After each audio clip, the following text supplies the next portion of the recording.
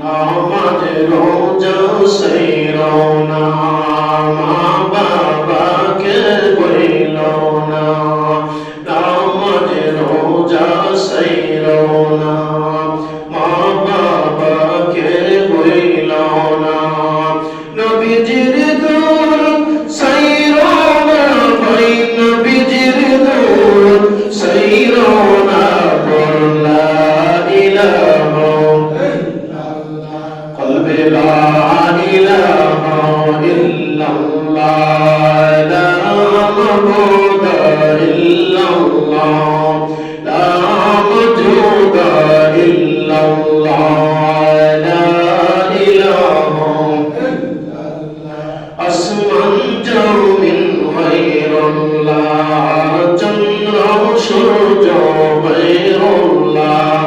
শুধু আপনি মাবুদ আল্লাহ লা ইলাহা ইল্লাল্লাহ ও লা ইলাহা ইল্লাল্লাহ লা ইলাহা ইল্লাল্লাহ মুহাম্মাদুর রাসূলুল্লাহ সাল্লাল্লাহু আলাইহি ওয়াসাল্লাম বালাগাল উলা বিকামালিহি كشف الدجى بجماله أسمت جميع خصاله صلوا عليه وآله عشق محبوب خدا عرج سے دل میں حاصل نہیں لاکھوں مبین ہو لاکھوں مبین ہو كامل نہیں بلغ العلا بکمالہ کشف الدجى بجمالہ عصمت جمیع خصالہ صلوا علیہ وآلہ সকলে বলুন আলহামদুলিল্লাহ। পবিত্র রজবের চাঁদের 26 তারিখ পবিত্র জুমাবার দিনে মহান আল্লাহ রাব্বুল আলামিনের ঘরে জান্নাতের বাগানে দুনিয়ার শান্তির জায়গা দোয়া কবুলের দিনে গরীবের জন্য মিসকিনদের জন্য হজের দিনে আল্লাহ পাক আমাদেরকে আল্লাহর ঘরে আসা বসা জুমার নামাজ গ্রহণ করার সুযোগ এবং তৌফিক দিয়েছেন। সকলে বলুন আলহামদুলিল্লাহ। অগণিত শুকর ও সুজুদ আল্লাহ পাক আমাদেরকে সুস্থ রেখেছেন, ভালো রেখেছেন, নিরাপদে রেখেছেন। আবার বলি আলহামদুলিল্লাহ। অসংখ্য অগণিত লাখ কোটি দুরূদ সালাম শাফিউল মুজদিব রাহমাতুল লিল আলামিন নবীজির রওজা মুবারকে আল্লাহ পাক রব্বুল আলামিন বাংলার জমিন থেকে সুদূর মদিনা মুনাওয়ারা আমাদের দুরূদ সালাম পৌঁছায় দেন। সকলে বলুন আল্লাহুম্মা আমিন। আমাদের পরম শ্রদ্ধেয় পিতামাতা যারা অন্ধকার কবর দেশে চিরসজ্জায় শায়িত আছেন, আল্লাহ পাক জুমার দিনের খাতিরে যেন আমাদের মাতা পিতার কবরকে বেহেশতের বাগান বানাতে পারেন। আমিন আমিন।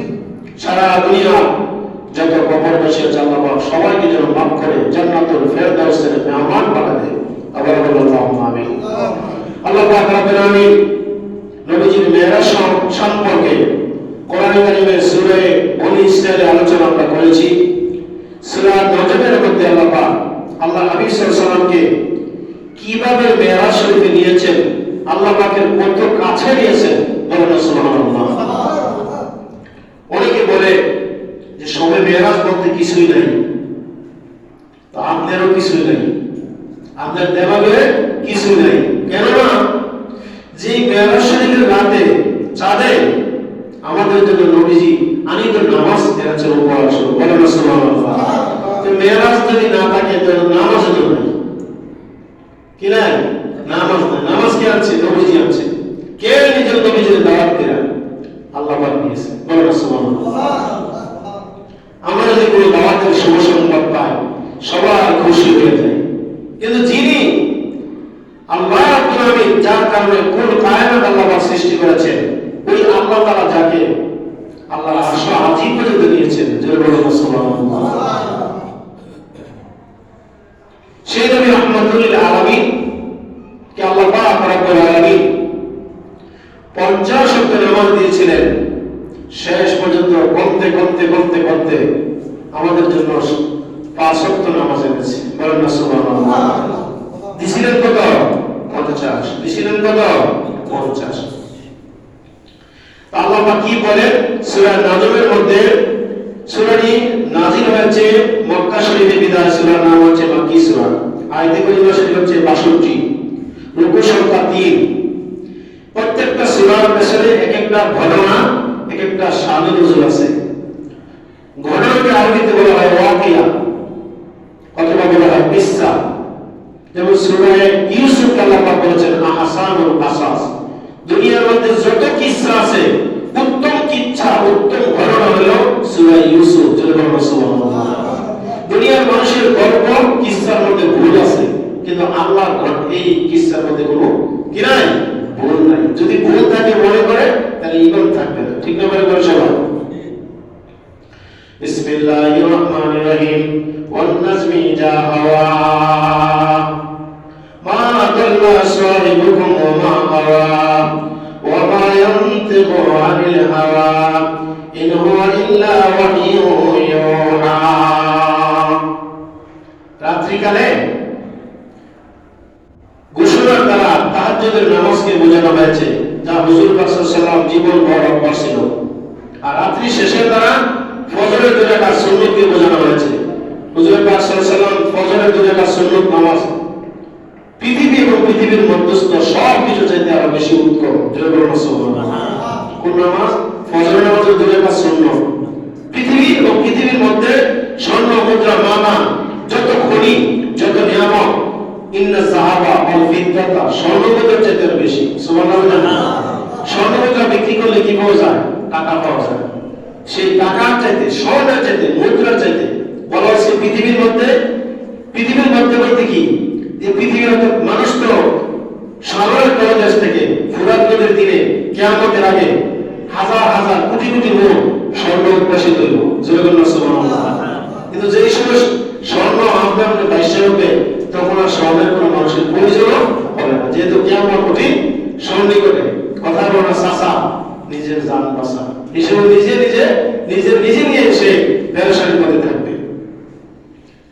হুজুর সাল্লাল্লাহু আলাইহি ওয়াসাল্লাম জিবরাইলকে আসল রাত্রিতে দেখতে চাইলে তিনি বললেন হেরা পর্বতের অপেক্ষা করুন। হুজুর সাল্লাল্লাহু আলাইহি ওয়াসাল্লাম তাই বললেন।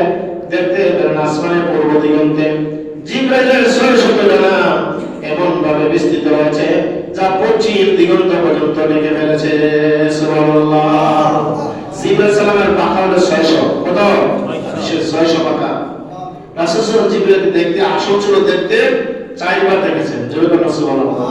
এর মধ্যে একবার দেওয়া সবে মেরাজের সময় জিবরাইল তো নবীজিকে নিয়ে গেছে।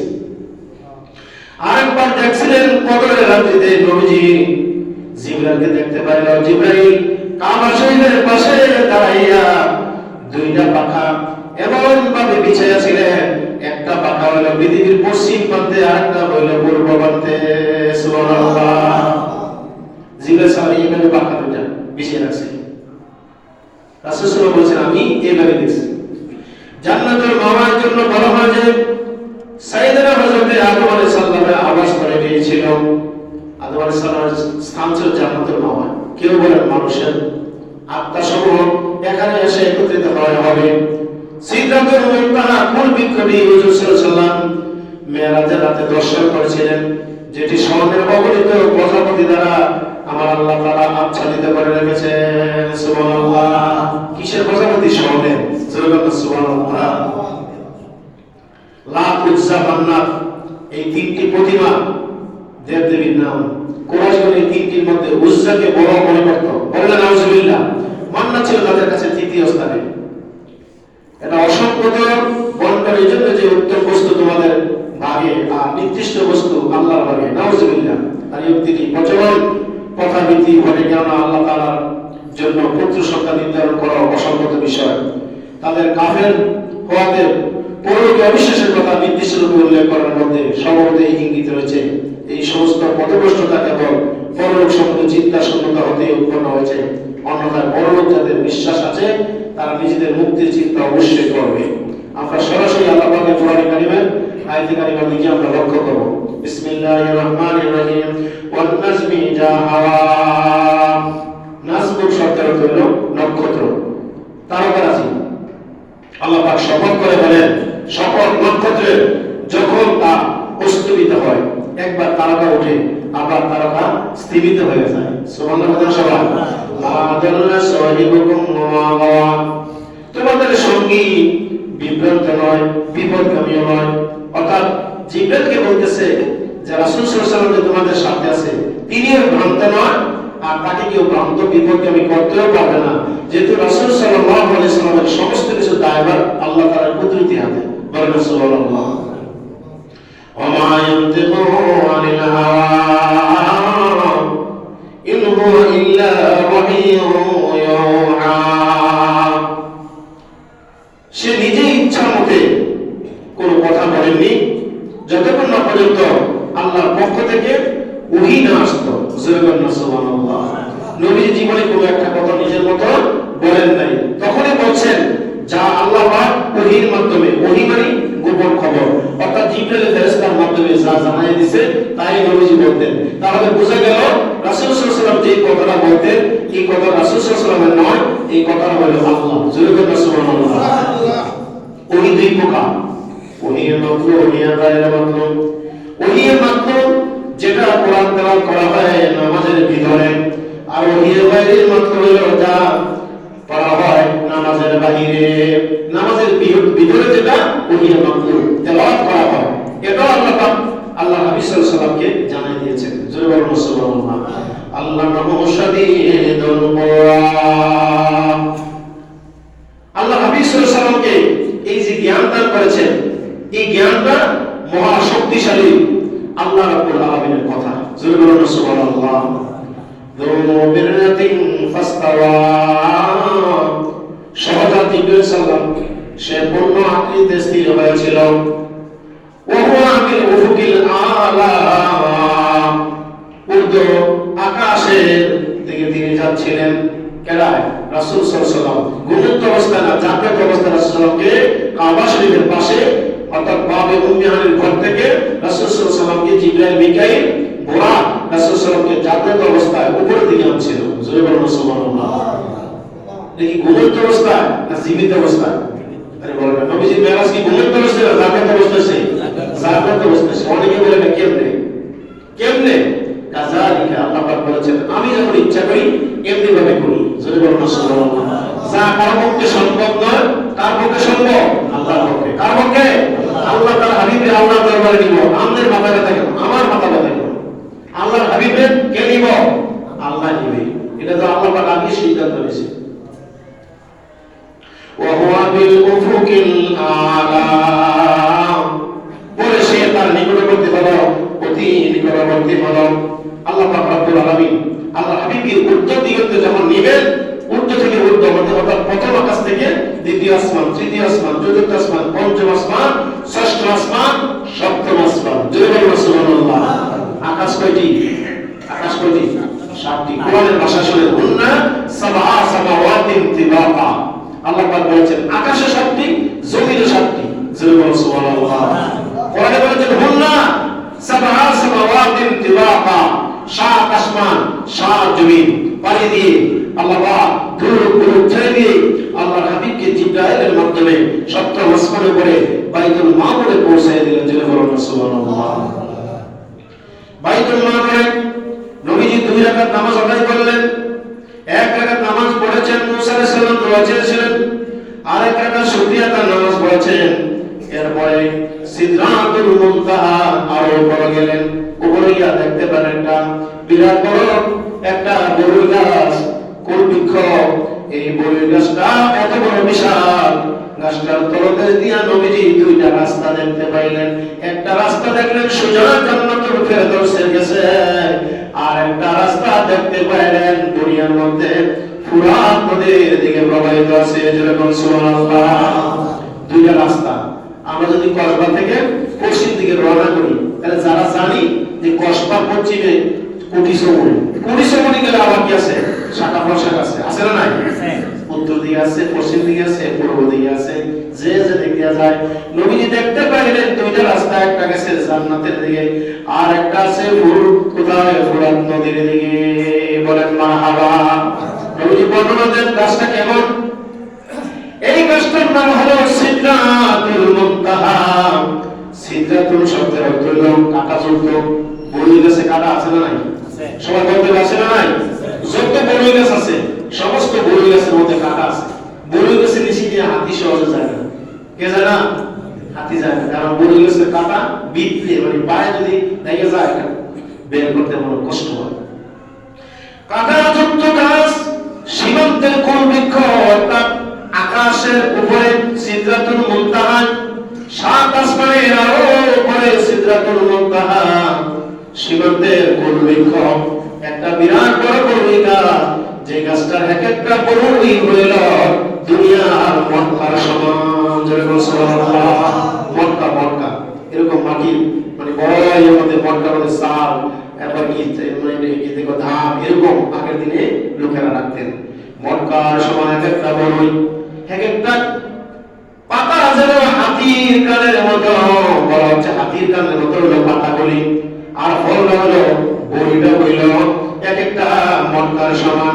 আল্লাহ নবী বলেছেন এক একটা বড়ই যদি কম পক্ষে একটা পুত্র নয় 10টা পুত্রের লোক যদি একত্র হয় একটা বড়ই খাওয়া তাদের পক্ষে সম্ভব হবে না। হবে না? সুবহানাল্লাহ। এমন বড়ই গাছটা আল্লাহ করে রাখছে সাত আসমানের উপরে, একটা বাইত সিদরাতুল মুনতাহা। বলো না সিদরাতুল মুনতাহা। এই গাছটার আরো বর্ণনা আছে। এই গাছের তলে সমস্ত ফেরেশতারা বসবাস করে। ফেরেশতাদের থাকার জায়গা, জিবরাইল আমিনের থাকার জায়গা। আল্লাহ পাক হেডকোয়ার্টার থেকে আরশ আজিম থেকে আল্লাহর বাড়ি থেকে আল্লাহ নির্দেশ করলেন জিবরাইল আমিন উনি সব ফেরেশতাদের দুনিয়াতে নামানোর জন্য নির্দেশ দেয়, এমনকি জিবরাইল আমিনও দুনিয়ায় নামিয়ে যায়। সুবহানাল্লাহ। এবার সিদরাতুল মুনতাহা শেষ করে উপরের দিকে যাবে। উপরে কি আছে? এখন তো ঘর নাই, বাড়ি নাই, আকাশও নাই, শূন্য আর শূন্য। জিবরাইল বলতেছে ইয়া রাসূলুল্লাহ, ইয়া হাবিবাল্লাহ, আমাকে আপনি বিদায় দেন, আমি এখন ফিরে আবার আমি এখানে থাকবো না, দুনিয়া যাব। আমার ওইদিকে আর সামনের দিকে এগোবার আর এক চুল পরিমাণ কোনো সম্ভব নয়। নবীজি বলছেন জিবরাইল তুমি যাইবা, আমি কেন যাইব? বুড়াপো চলে যাইব, বাকি পথগুলো যাওয়ার জন্য আর কি ব্যবস্থা আছে? আল্লাহ নবী বলেছেন, জিবরাইল বলছে হুজুর রফরফ নামে বাহনও যাবে, আমিও যাব, মিকাইলও যাবে।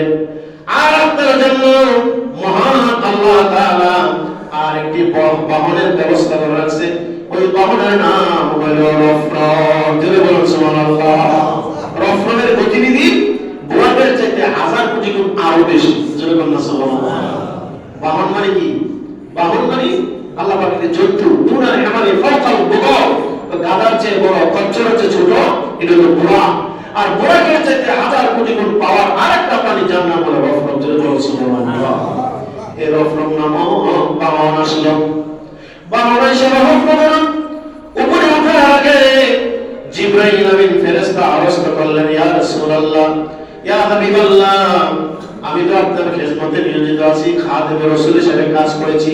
মক্কা শরীফ থেকে বাইতুল্লাহ শরীফ থেকে বাইতুল মুকাদ্দাস, বাইতুল মুকাদ্দাস থেকে প্রথম আসমান, দ্বিতীয় আসমান, তৃতীয় আসমান, চতুর্থ আসমান, পঞ্চম আসমান, ষষ্ঠ আসমান, সপ্তম আসমান, এবার সিদরাতুল মুনতাহা পর্যন্ত আকাশের শেষ সীমানা আমি নিয়ে আইনা পৌঁছায় দিলাম। এবার সামনের দিকে যাইতে পারবো না, তবে আপনার কাছে একটা দরখাস্ত আমার। সেই দরখাস্তটা হলো এই, আমি যেহেতু আপনার কাছে আপনার খাদেম হিসেবে এসেছি, আমি বুঝেছি যত জায়গায় আপনি কি করেছেন এসেছেন আমি সব কিছু দেখায়া দিয়েছি। এই জায়গায় নবীজি সিদরাতুল মুনতাহা কোন বড়ি গাছের নিচে নবীজি আবার 1 রাকাত নামাজ পড়লেন। জোরে বল সুবহানাল্লাহ। কি করলেন? নামাজ পড়লেন। জিবরাইল বলতেছে হুজুর আমি বিদায় হয়ে যাব, রফরফ নামের বাহন আপনাকে বাকি রাস্তা ঢুকায়া দেবে, তবে আপনার কাছে একটা দরখাস্ত। বলে কি? আপনি আমার অনুমতি দেন, আমার যে 600 ডানা পাখা আছে, 600 ডানা পাখা হইতে কাল হাসরের ময়দান যেদিন কায়েম হয়ে যাবে, ফুলসরাতের উপর জাহান্নামের উপরে টাঙ্গার হবে, 30,000 বছরের রাস্তা। জোরে বলুন সুবহানাল্লাহ। কয় হাজার? 30,000 বছরের রাস্তা। উঠতে হলো 10,000, মাঝখানে 10,000, নামতে হলো 10,000। 30,000 বছরের রাস্তা। সেই পুল পার হইতে আপনার উম্মতের জন্য অনেক কষ্ট হবে। উম্মতের দরদি হবে, আপনি আমাকে অনুমতি দেন, আমি আপনার কাছে আরজ করলাম, হাসরের ময়দানে আমি আপনার উম্মতের একটা সেবা করতে চাই, একটা উপকার করতে চাই। তারা যখন ফুলসরাতের গোড়ায় গিয়া পা রাখবে, চুলো থেকে চিকন, হীরার চাইতে ধার, অমাবস্যার চেয়ে অন্ধকার, আপনার উম্মত কেমনে হবে পার? জোরে বলুন সুবহানাল্লাহ। ওই জিবরাইল বলছে, হুজুর অনুমতি দেন, আপনার উম্মত যখন ফুলসরাতের গোড়ায় যখন পা রাখবে, আমি তখন আপনার উম্মত যারা হবে, আমি আমার 2টা পাখা বিছাইয়া দেব। জোরে বলুন সুবহানাল্লাহ। যারা হোক 1 বছর, আর যারা হারে 2 বছর, আমি আমার 2টা পাখা এমনি ভাবে বিছাইয়া দেব। আর আপনার উম্মত যারা হবে, দুনিয়া হইল এই পার, আর ওই পারে হইল জান্নাত, আমি জান্নাতের গোড়া পর্যন্ত পৌঁছাইয়া দেব। ফুলসরাত দেখিয়া নবী কানছেন ঝরে যার, আমার উম্মত গুনাহগার গো কেমনে হবে পার? বলেন সবাই, আমার উম্মত গুনাহগার গো কেমনে হবে পার? আল্লাহ বলেন, ও গো হাবিব আপনি কাঁদিয়েন না, আপনার উম্মত পার হইবে দিতেছি অঙ্গীকার। জোরে বলুন সুবহানাল্লাহ।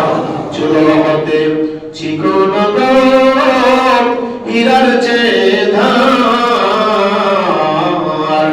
আমার উম্মত গুনাহগার গো কেমনে হবে পার? আল্লাহ বলছেন, ও গো দুষ্ট আপনি কাঁদিয়েন না, আপনার উম্মত পার হইবে দিতেছি অঙ্গীকার। আল্লাহু আকবার। দেখি বান্দা পার হবে সেই পুলের উপর দিয়া, গুনাহগার উম্মত কাইটা হবে দুজকের ময়দান। বলেন আল্লাহু আকবার। এরপর আল্লাহ বলেন, নামাজ রোজা হজ যাকাত পাঁচ কলেমার সাথে, নামাজ রোজা হজ যাকাত পাঁচ কলেমার সাথে আদায় করিলে পাওয়া যাবে নসিবে জান্নাত। আদায় করিলে পাওয়া যাবে নসিবে জান্নাত। ফুলসরাতে খিয়া নবী কানছেন ঝরে যার, আমার উম্মত গুনাহগার গো কেমনে হবে পার? বলেন আলহামদুলিল্লাহ। নবীজি আমাদের জন্য টেনশন করছে, পেরেশানি করেছে। আল্লাহ বলেছেন, আপনার উম্মত আমার বান্দা। জোরে বলুন সুবহানাল্লাহ। আপনার উম্মত আমার বান্দা যদি 5 ওয়াক্ত নামাজ পড়ে, ফুলসরাতের গোড়ায় এসা দুনিয়ার মসজিদ তাদের জন্য জান্নাতের বাহন হয়ে যাইব। সুবহানাল্লাহ। নামাজ রোজা হজ যাকাত, বলেন নামাজ রোজা হজ যাকাত কালিমা। জোরে বলুন আলহামদুলিল্লাহ। এই 5টা হলো ইসলামের মূল ভিত্তি। এবার জিবরাইল বলছে, হুজুর আপনার উম্মতের জন্য 2টা পাখা বিছাইয়া দেব। শুধু বিছাইয়া দেব না, ফুলসরাতের পুল 30,000 বছর পার করে দিয়া জান্নাতের গোড়া দিয়ে আসবো। জোরে বলুন সুবহানাল্লাহ। নবীর উম্মতের দাম আছে কম না বেশি? আরে নবীর উম্মতের দাম কম না বেশি? বেশি। এর মধ্যে গুনাহগার উম্মতের জন্য আমার নবী পেরেশানি। জিবরাইল বলছে, আপনার উম্মতকে গুনাহগার হলো আপনার কারণে আমি পার করে দিলাম। এবার রাসূল সাল্লাল্লাহু আলাইহি ওয়াসাল্লাম কে জিবরাইল বলছে, হুজুর বুরাকের তাশরীফ নেন। নবীজি বুরাকের পৃষ্ঠে এবার রফরের পৃষ্ঠে তাশরীফ নিলেন। রফর সিদরাতুল মুনতাহা থেকে লা জামাল্লা মাকান, ঘর নাই, বাড়ি নাই, দুনিয়া নাই, কিছু নাই, স্বর্ণ। অর্থাৎ সিদরাতুল মুনতাহা থেকে উপরের দিকে 70,000 নূরের পর্দা। জোরে বলুন সুবহানাল্লাহ। কয় হাজার? 70,000 নূরের পর্দা। এক একটা পর্দা থেকে থেকে আরেকটা পর্দার দূরত্ব হলো 500 বছর। জোরে বলুন সুবহানাল্লাহ। আল্লাহ বলেন সুম্মা দানা ফাতাদাল্লা ফাকানা কাবা কাউসাইনি আও আদনা। আমার হাবিব সাল্লাল্লাহু আলাইহি ওয়াসাল্লাম লা জামান লা মাকান, বাড়ি নাই, ঘর নাই, দরজা নাই, কিছুই নাই, সহায় নাই, সাথী নাই, রহমতের মাধ্যমে চলে আল্লাহর হাবিব সাল্লাল্লাহু আলাইহি ওয়াসাল্লাম আল্লাহর আরশ আজিমের কাছে নিকটবর্তী যখন হইলেন, হওয়ার আগে একটা শব্দ আওয়াজ করলেন, ইয়া সাদিকুল হামিদ, হে আমার অন্তরঙ্গ বন্ধু, আপনি লা তাহজান, চিন্তা করবেন না, আপনাকে আগায় আনার জন্য আমি এখানে এসেছি। বলেন সুবহানাল্লাহ। আপনাকে ইস্তেগফার জানানোর জন্য আমি এখানে আছি। নবীজি বললেন, কারো দ্বারা আওয়াজ নাইলে মান তাশাব্বা বিকাওমিন ফাহুয়া মিনহুম, যার সাথে যার ভালোবাসা, যার সাথে যার বন্ধুত্ব, তার সাথে তার আসর হবে। আমি শুনতে পাইলাম যে আমাকে আগে এর জন্য গলার আওয়াজ দিয়ে নরম সুরে আমার সাথে কথা বললো। এই সুরটা কারণ এই আওয়াজটা হইল আমার আবু বকর সিদ্দিকের। জোরে বলুন সুবহানাল্লাহ। নারে তাকবীর। নবীজি বলছেন কার আওয়াজ? আবু বকর সিদ্দিক। তো আবু বকর সিদ্দিক হলো সাহাবা, আর নবীজি হলো রাহমাতুল লিল আলামিন। নবীজি বলে আবু বকর সিদ্দিক কি করে ওইখানে আমার আগে গেল? আল্লাহ পাক বলে, বন্ধু নবী, আপনাকে আগে আনার জন্য, আপনি যদি ভয় না পান, আমি আবু বকর সিদ্দিককে এখানে আনি নাই, আবু বকর আসে নাই।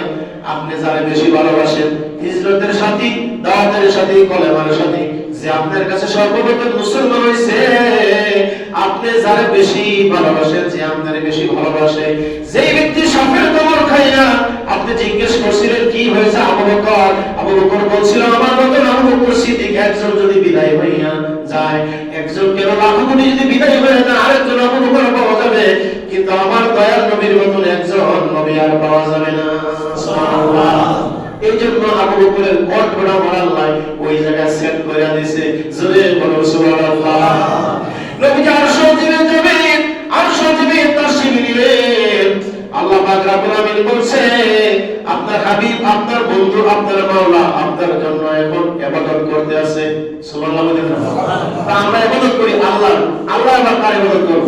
এই কথার অর্থ হলো নবীজির আতিথ্যতার জন্য বিছানা, চতুর্দিকে যা পরিবেশ করা, লাইটিং, পরিবেশ সবকিছু আল্লাহ করতে আছে। জোরে বলুন সুবহানাল্লাহ। নবীজি আরশ আজিমে সিঁড়ি লিফটের মধ্যে উঠবে। এবার নবীজি দুই কদম মোবারক থেকে জুতা খুলতে আছে। বুখারী শরীফের মধ্যে আছে, আমার নবীজি জীবন দশায় জীবনে বহুবার জুতা নিয়ে নামাজ পড়েছে। সুবহানাল্লাহ। কি নিয়ে নামাজ পড়ছে? আমরা বলি এই শু জুতা না, কাপড়ের জুতা। কি জুতা ছিল? কাপড়। হিজাব মানে মোজা ছিল, জুতা ছিল। নবীজি জুতা মোবারক খুলতে আছে।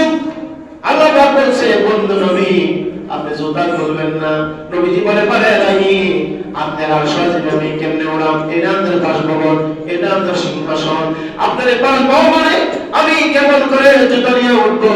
আমার আগে মুসা নবীর আপনি একবার ডাকছিলেন তুর পর্বতে, মুসা আলাইহিস সালাম তুর পর্বতে কিনারে আইসা যখন উঠবে, তখন মুসা নবীর আপনি নির্দেশ করছিলেন, ফাখলাম না আলাইকা ইয়া মুসা, ও মুসা, তোমার দুই যুগলের দুই পায়ে দুইটা জুতা তাড়াতাড়ি খুলো। জয় করো আল্লাহু আকবার। মুসা নবী মাটির পাহাড়, তুর পাহাড়ের মধ্যে আপনি দেন নাই, কি করে আমি আমার জুতা নিয়ে উপরে উঠবো? আল্লাহ বলেছেন, ও নবী, আপনার জন্য আমি আরশ আজিম বানাইছি, আপনার জন্য আরশ আজিম সাজাইছি। মুসা নবীর জুতা খোলার জন্য আমি বলছিলাম, মুসা নবী যদি জুতা খুললা তুর পাহাড়ে হাঁটাহাঁটি করে, তুর পাহাড়ের মাটি দিয়া আমি আল্লাহ মুসা নবীর মর্যাদা বাড়াইয়া দেব। আর আপনি যদি জুতা পাইয়া আমার আরশ আজিমে আসেন, আরশ আজিমটা আপনার জুতা খোলার কারণে, আপনার কদমের ধুলার কারণে আমার আরশ আজিম আজ ধন্য হয়ে যাবে। জোরে বলেন সুবহানাল্লাহ। জোরে বলেন মারহাবা। আমার নবীজি উঠলেন, কোথায় উঠলেন? আরশ আজিমে। এবার কি নবীজি আরশ আজিম পর্যন্ত গেছে নাকি যায় নাই? আরে সবাই তো বলে গেছে কি যায় নাই? তো অনেক লোকে কাটছাট করে কথা বলে যে নবীজি মেরাজ বিশ্বাস করে এতটুকু, ও সাত আসমানের উপরে আর নবী যাইতে পারে নাই। জোরে বলেন নাউজুবিল্লাহ। আল্লাহ বলছে সূরা নজমের মধ্যে, সুম্মা দানা ফাতাদাল্লা ফাকানা কাবা কাউসাইনি আও আদনা। সুম্মা, অতঃপর দানা নবীজি বুঝতেন ফাতাদাল্লাহ, জুরুল আল্লাহু আকবার, আল্লাহর কাছে। কার কাছে? তো দাওয়াত করছে আল্লাহ, গেলেন নবীজি, নিলেন নবীজির আল্লাহ কিরম কাছে, ফাকানা আবা কাউসাইনি আও আদনা, তীর ধনুকে দুই মাথায় ধইরা যদি মাঝখানে ধরে টান দেয়, দুইটা মাথা যেরকম ভাবে তীর ধনুক একত্র হয়ে যায়, বলা হচ্ছে আল্লাহ এবং আল্লাহ রাসূল সাল্লাল্লাহু আলাইহি ওয়াসাল্লাম একবারে নিকটবর্তী কাছাকাছি কথা বলেছেন। সুবহানাল্লাহ। গুফতে মুসা বা খুদাদার কোহে তোর, গুফতে মুসা বা খুদাদার কোহে তোর, জোরে মারহাবা।